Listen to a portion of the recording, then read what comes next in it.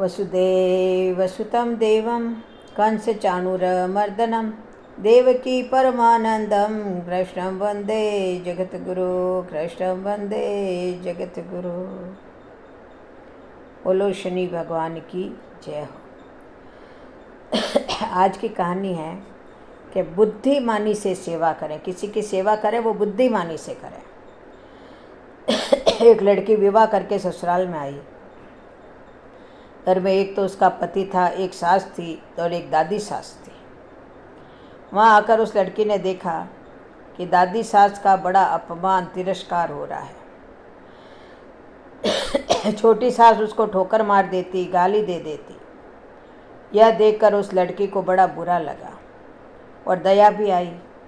उसने विचार किया कि अगर मैं सास से कहूँ कि आप अपनी सास का तिरस्कार मत किया करो, तो वो कहेगी कि कल की छोकरी आकर मुझे उपदेश देती है, गुरु बनती है।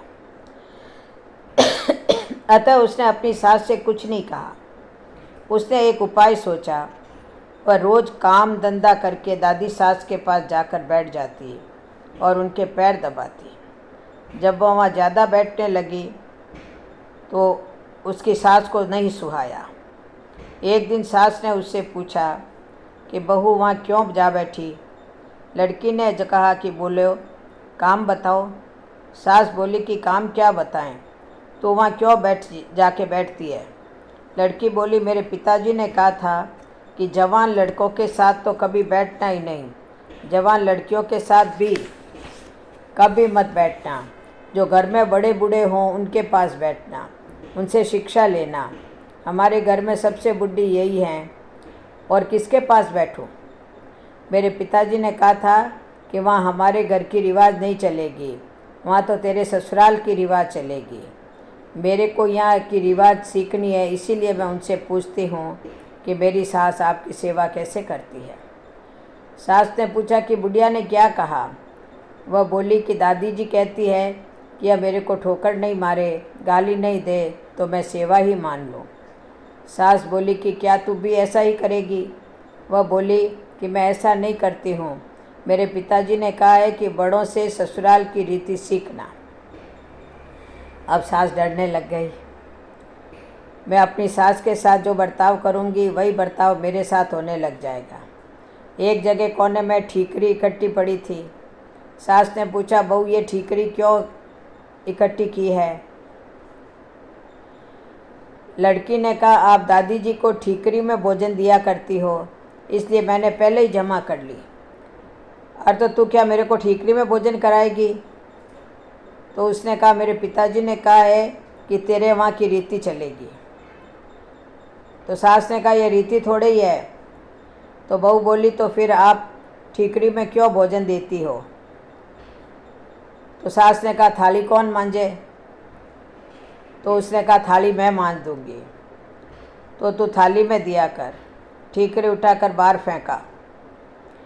अब बूढ़ी माँ जी को थाली में भोजन मिलने लगा। सबको भोजन देने के बाद जो बाकी बचे वह खिचड़ी की कुड़चन कंकड़ वाली दाल माँ जी को दी जाती। लड़की उसको हाथ में लाकर देखने लगी। सास ने पूछा, वो क्या देखती हो? उसने कहा, मैं देखती हूँ कि बड़ों को भोजन कैसे दिया जाए। अरे उसने कहा, ऐसा भोजन देने की कोई रीति थोड़ी है, तो फिर आप ऐसा भोजन क्यों देती हो? तो क्या पहले भोजन कौन देवे? आप आज्ञा दो तो मैं दे दूँगी, तो तू पहले भोजन दे दिया कर। उसने कहा, अच्छी बात है। अब बूढ़ी माँ जी को बढ़िया भोजन मिलने लगा। रसोई बनते ही वह लड़की ताज़ी खिचड़ी, ताज़ा फुल्का, दाल साग में ले जाकर माँ जी को दे देती। माँ जी तो मन ही मन आशीर्वाद देने लगी।